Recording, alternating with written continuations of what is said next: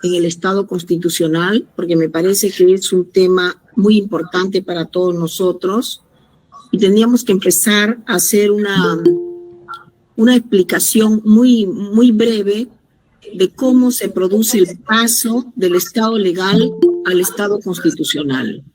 Recuerden ustedes que nos encontrábamos en los tiempos de las constituciones flexibles, ¿no? Donde una ley podía venir y dejar sin efecto otra ley, y por lo tanto no encontrábamos una norma superior que pudiese ubicarse por encima de todas las demás.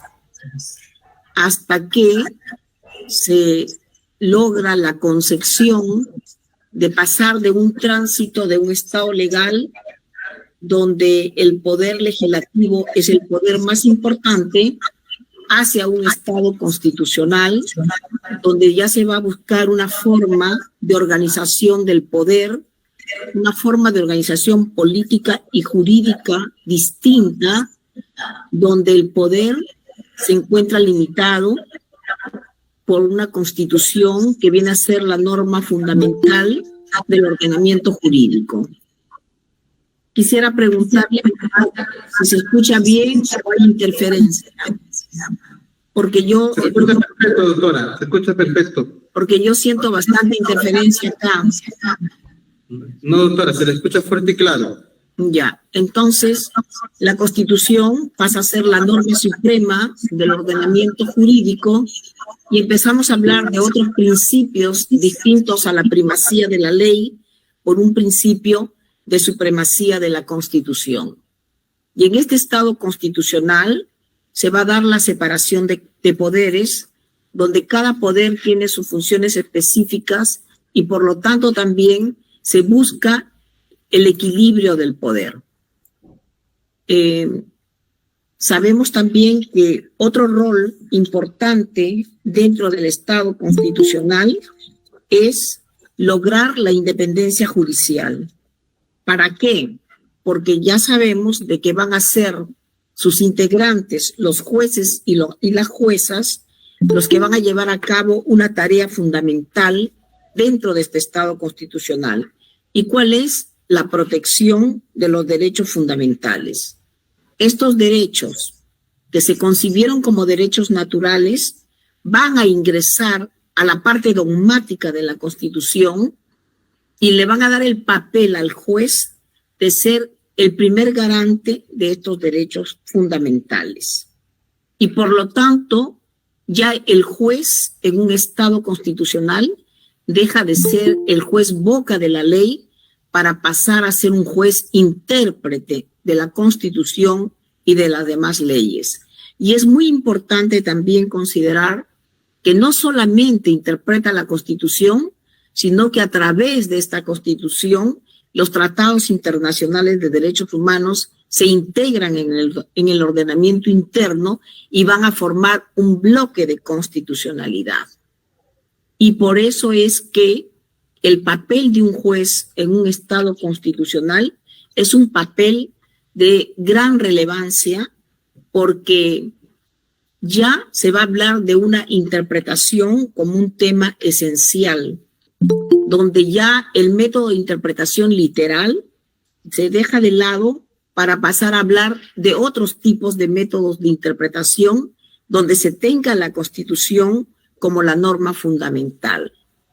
Y esa protección de los derechos fundamentales que se le va a encargar al juez como el primer garante de los derechos será a través de una interpretación de la norma fundamental, es decir, de una interpretación desde la Constitución.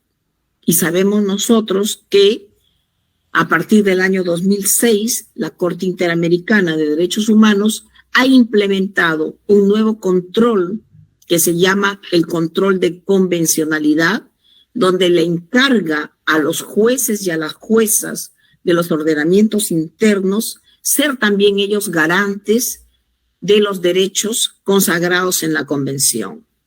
Y que si hubiera algún problema en relación a esa interpretación y aplicación de los derechos y de la doctrina del Tribunal, de la Corte Interamericana, entonces nosotros podemos ya hablar de un bloque de convencionalidad.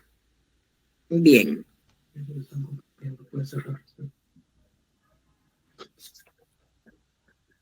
¿Cómo dice? Ellos están compartiendo. Puede cerrar. Sí, a ver.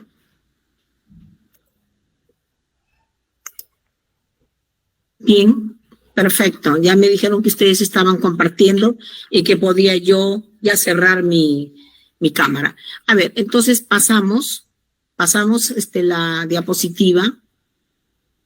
Estábamos hablando del papel del juez en un Estado constitucional y vemos que ya no va a ser el clásico papel de un Estado legal, sino que un juez y una jueza pasan a ser jueces que interpretan la ley a partir de la Constitución.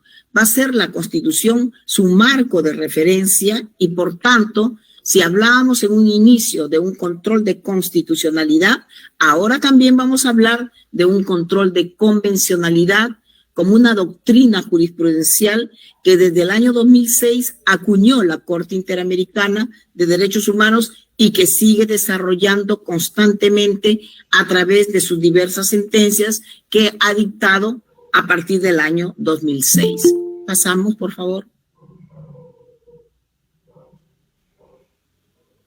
Bien, pero para proteger los derechos fundamentales en un Estado constitucional hay una garantía fundamental para los jueces y para las juezas. Hablamos de la independencia judicial.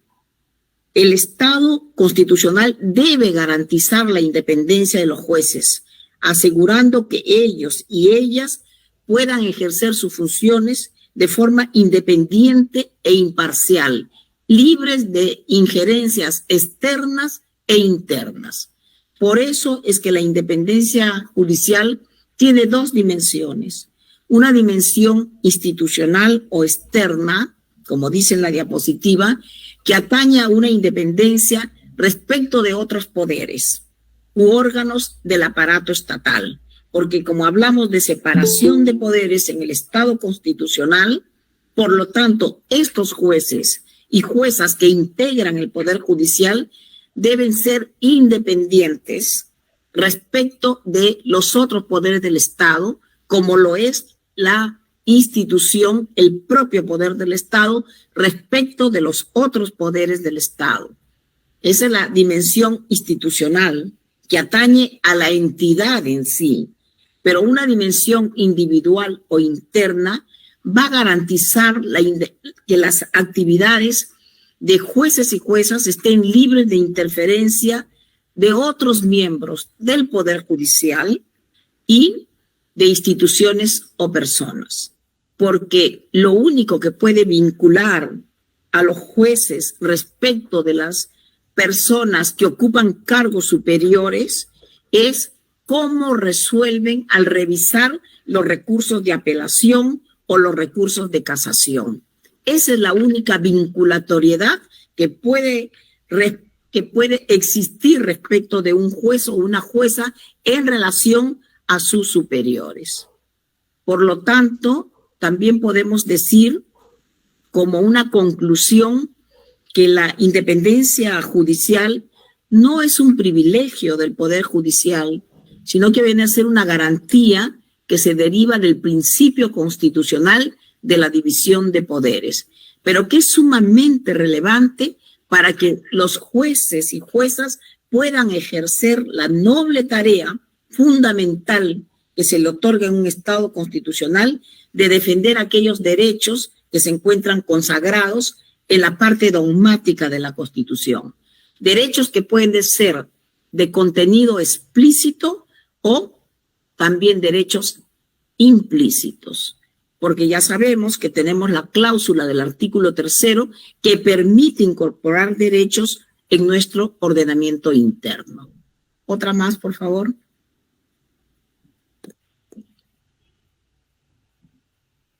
Por eso es que la independencia ha sido concebida como una independencia política y como una independencia jurídica. Cuando hablamos de esa independencia política, hablamos de manifestaciones como el autogobierno de la magistratura, que es fundamental para el despliegue de las actividades propias de la administración de un poder del Estado, la estabilidad y permanencia en el cargo y también la garantía de no ejercer otras funciones que están reservadas para otros funcionarios y servidores del Estado. Y la segunda, que es la jurídica, se caracteriza porque tanto el juez como la jueza se encuentran vinculados a la Constitución y a la ley.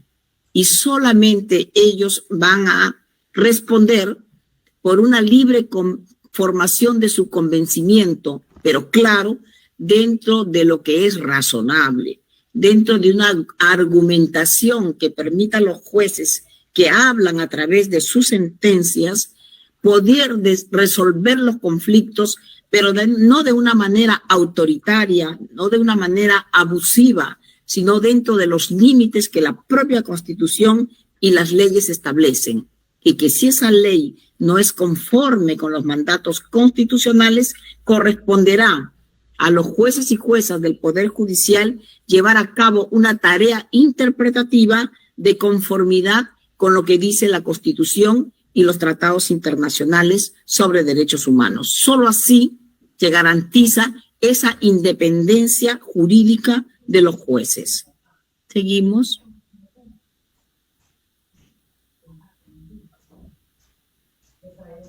Ahora, la Corte Interamericana se ha pronunciado en muchísimas sentencias en relación a la independencia judicial. Y miren, ha dicho algo que en mi entender es muy importante. Dice que los jueces, a diferencia de los demás funcionarios públicos, deben contar con garantías que refuercen su independencia judicial. Por eso es que en el famoso caso Apis Barbera y otros versus Venezuela, reiterado en el caso Reverón Trujillo versus Venezuela, la Corte Interamericana dejó establecido que el objetivo de la protección de la independencia judicial radica en evitar que el sistema judicial en general y de sus integrantes en particular se vean sometidos a posibles restricciones indebidas en el ejercicio de su función por parte de órganos ajenos al Poder Judicial.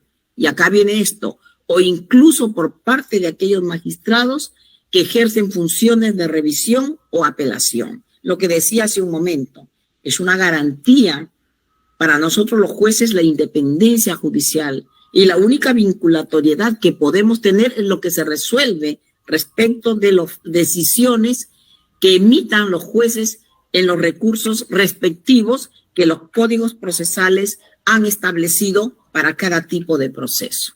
Seguimos.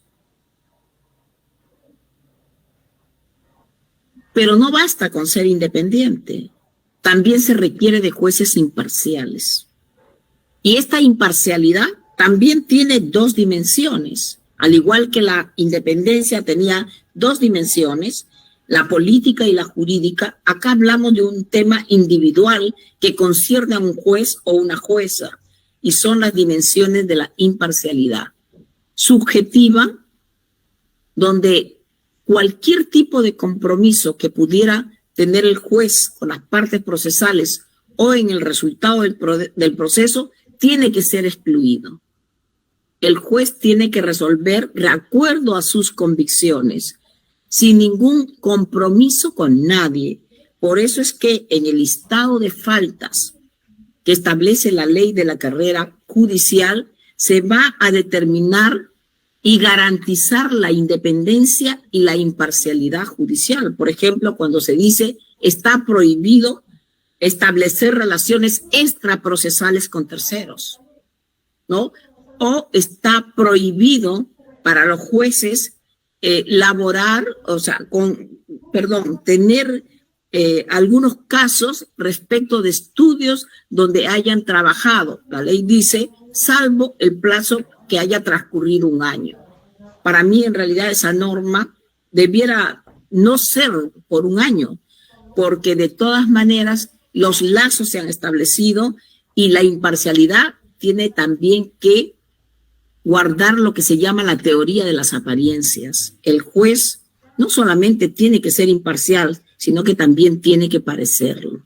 Y hablamos de una imparcialidad objetiva referida a la influencia negativa que puede tener en el juez la estructura del sistema, ya que éste no ofrece suficientes garantías para desterrar cualquier duda razonable.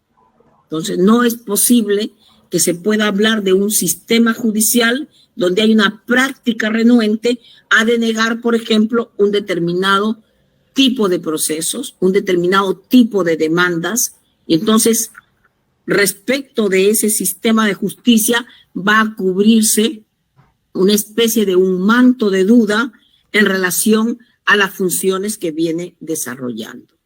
¿Seguimos?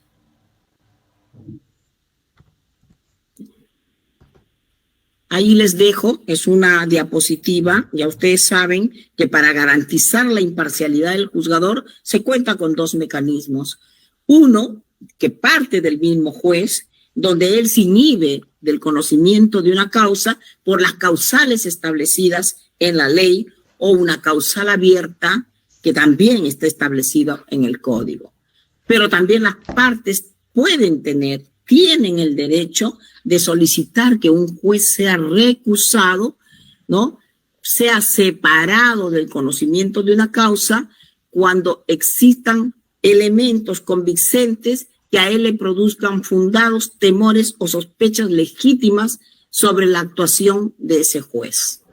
Ahí está, el caso Apis Barbera es muy interesante en relación a lo que es la recusación y la inhibición de los jueces y los procesos disciplinarios que contra ellos se instauren. ¿Seguimos? Un juez independiente e imparcial no basta. Se requieren, por supuesto, muchas virtudes para ser un buen juez.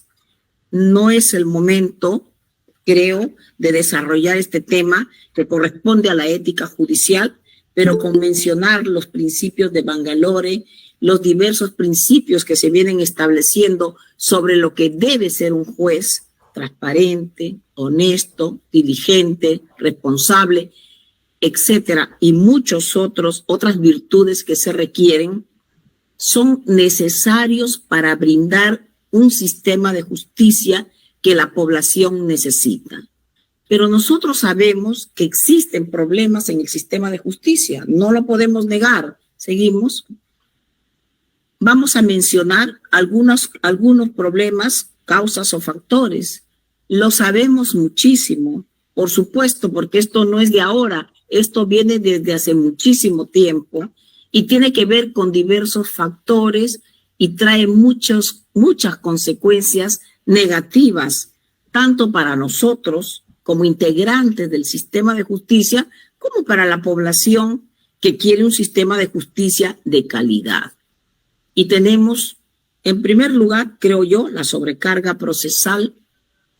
Estos son temas que, para poder hablar de uno de ellos, necesitaríamos de una conferencia solamente para abordar un tema: el grave problema del retardo procesal como consecuencia del primero, los problemas de corrupción que ocurren dentro del Poder Judicial, ¿no? Donde lamentablemente lo que pueda hacer un grupo de 2 o 4 incide y tiende un manto, ¿no?, de impunidad y de corrupción respecto de la población que piensa que todos los integrantes del sistema de justicia son iguales a aquellos que lamentablemente incurrieron en actos de corrupción. También se habla de una falta de autonomía del Poder Judicial porque existe una intervención política, que yo creo que eso está cambiando, pero siempre hay momentos en que se ha querido sojuzgar al Poder Judicial por parte de algunos gobernantes, el grave problema del presupuesto, la falta de capacitación de muchos de nosotros, que los que queremos a veces capacitarnos lo hacemos con nuestro dinero porque en realidad es algo que está en la ley de la carrera judicial, es un derecho que tenemos los jueces de capacitarnos y que sean las instituciones, el mismo Poder Judicial el que nos capacite. Hay problemas de desorganización y también, ¿por qué no decirlo?, hay problemas por parte de nosotros respecto a un maltrato al público. Entonces, hay muchas causas o factores que determinan que exista un problema dentro de la impartición de justicia. ¿Seguimos? Y vamos a ver una foto. El día de nosotros estaremos celebrando, recordando nuestro día el 4 de agosto. Ya no falta nada. Y con motivo de esta gran celebración que debe significar para nosotros, jueces y juezas, de integrar un poder judicial que, aunque criticado, porque no podemos dejar de reconocer que así es, los que desempeñamos esa función con una verdadera vocación de jueces, nos sentimos orgullosos de pertenecer al Poder Judicial. Y el día de hoy, la comisión organizadora de los actos conmemorativos del Día del Juez ha llevado a cabo una exposición de fotos que han enviado todas las cortes del país. Y una que nos ha llamado la atención, y aquí la coloco, es la de Lima Norte, ¿no? Donde ha presentado la foto de un servidor de justicia, donde está dentro de cantidad de expedientes, que no, es una forma de demostrar a la colectividad la realidad de la justicia, y el título se llama Mostrando la realidad de la justicia, y ahí ven a esta persona, que no es lo único que pasa en Lima Norte, sino que es un problema de todos los distritos judiciales del país.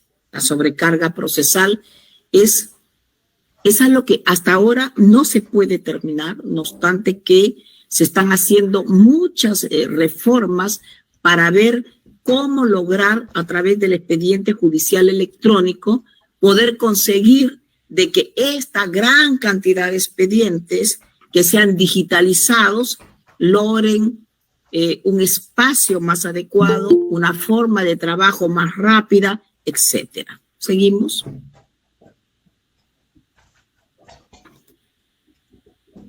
Bien, esas causas, ¿no?, que son varias, han determinado consecuencias que podemos mencionarlas solamente, ¿no?, y que, por ejemplo, tengamos un alto índice de desaprobación ciudadana.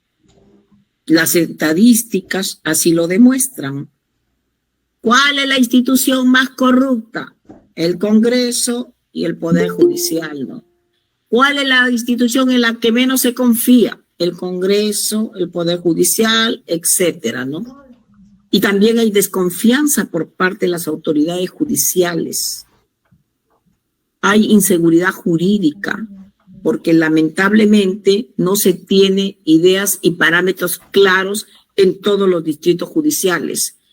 No obstante que se está tratando a través de los acuerdos plenarios y de casaciones establecer líneas jurisprudenciales que permitan a los jueces de todas las instancias tener lineamientos que permitan que el ciudadano, cuando acuda en busca de justicia, encuentre lineamientos claros. Por supuesto, se podrá excepcionar los casos que son diferentes. El descrédito de los operadores judiciales por generalización, lo que decíamos hace un momento, lo que cometen dos, al final se lo atribuyen a todos los jueces y juezas de un distrito judicial, aunque no se lo merezcan, pero dicen, bueno, ya lo hicieron ellos, lo harán los demás, y eso no es justo. Y lo decíamos siempre cuando fue el caso de los cuellos blancos del puerto, ¿no? Porque si ese hecho lo habrían cometido 12 o 13, no puede manchar el honor, ¿no?, y la reputación de más de 4,000 jueces del país. Se critican los modelos procesales imperantes todavía y también, lamentablemente, situaciones como estas pueden desmotivar a jueces honestos y responsables. Decía pueden, porque en realidad yo pienso que cada cual es responsable de la forma en que ejerce su función y que lo que debemos hacer más bien es con nuestro trabajo diligente, honesto, responsable, ¿no?, lograr que esta situación vaya cambiando para beneficio de la institución, pero sobre todo para beneficio de la colectividad, porque hay que entender que lo que se brinda es un servicio de justicia y que lo que se está plasmando ahora es acceder a la justicia en condiciones de obtener una justicia pronta, una justicia predecible y una justicia que brinde a cada cual lo que se merece. ¿Seguimos?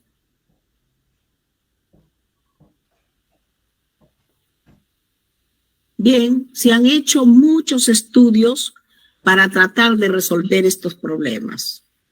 Yo desde que estoy en el Poder Judicial, ya son más de 23 años, cantidades de comisiones reorganizadoras, intentos para resolver estos problemas, ¿no? Se habla del rol del juez en el siglo XXI, ya estamos en el siglo XXI.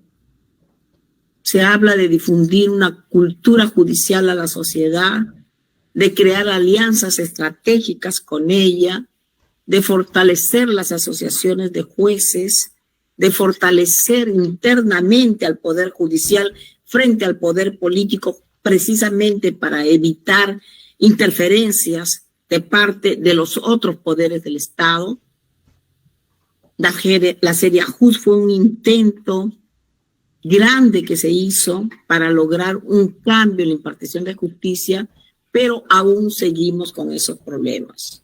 Pero no nos debe desmotivar, no nos debe hacer que claudiquemos. Yo creo que no, al contrario, creo que nosotros los jueces y las juezas somos capaces de poder encontrar soluciones a los problemas que se vienen afrontando en este sistema de justicia. ¿Seguimos?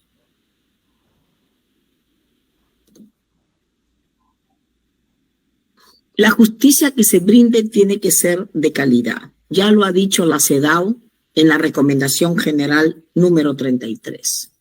Y ya lo dice la Corte Interamericana y diversas instituciones, ¿no?, en las cuales la población requiere de una justicia diferente.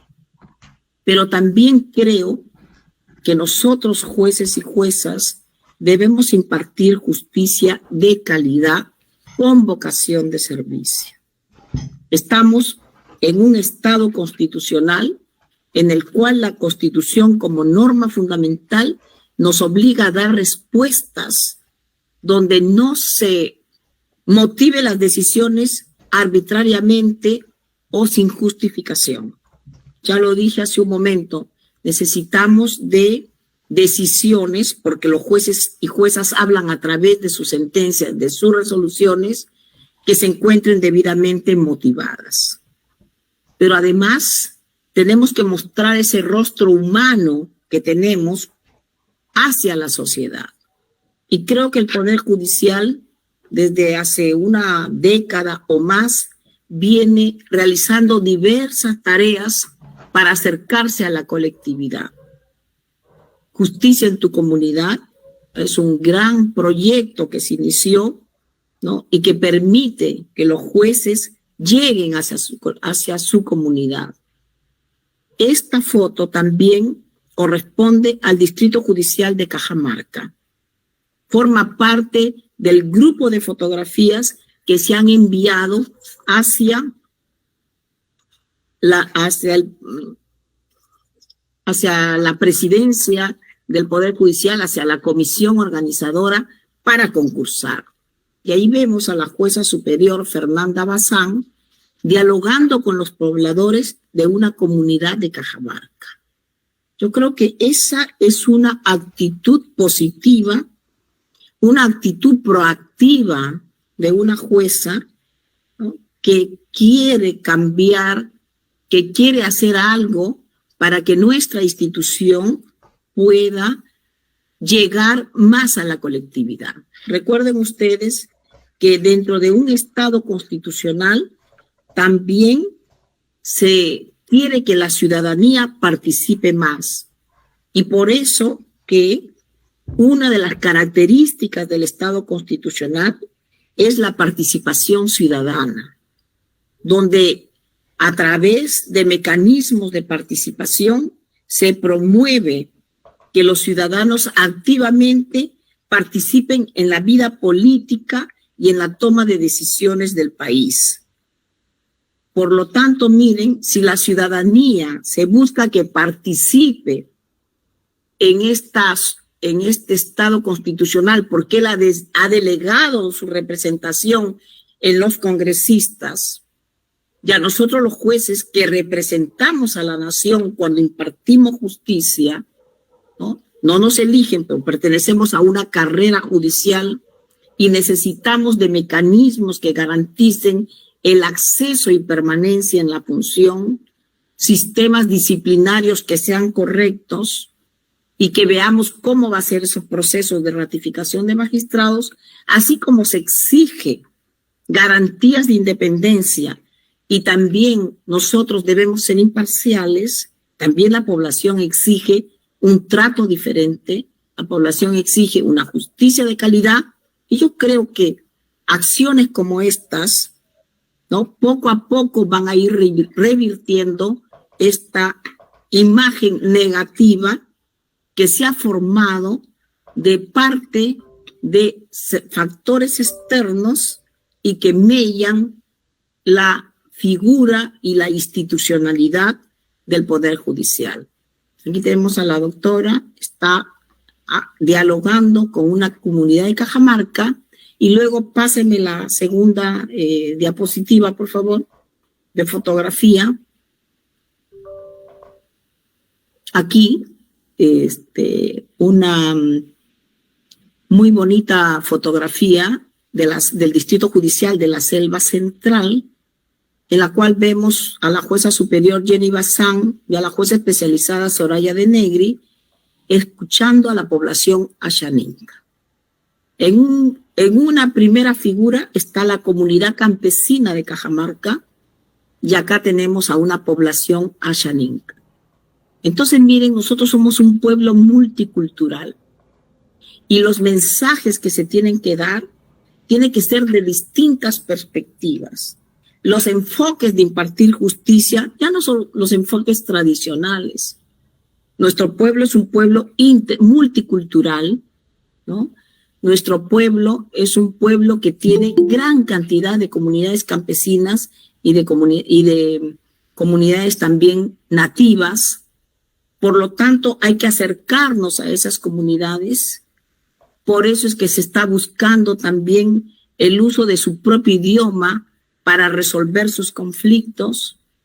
Creo que esas acciones que se toman, que pueden ser pocas frente a lo que se requiere, irán formando poco a poco una forma distinta de abordar estos problemas, independientemente de las decisiones que tomemos, que tienen que ser ajustadas a la Constitución, a la ley y a lo que la Corte Interamericana viene estableciendo respecto del control de convencionalidad de las leyes dentro de un país. Bien, esas eran las expresiones, lo que yo quería compartir con ustedes el día de hoy. Estuve esperándolos desde las 7:10. Me tengo que retirar porque tengo otro compromiso. Estoy muy satisfecha de ver cómo la Selva Central es un distrito judicial que viene implementándose, y que yo agradezco nuevamente a la doctora Ana López por haberme invitado para estar con ustedes abordando este tema que yo estimo es de singular relevancia y que por falta de tiempo quizás no hemos abordado temas tan importantes como es la relación que se presenta entre nosotros los jueces y lo que son los miembros del Tribunal Constitucional en relación al control de las decisiones judiciales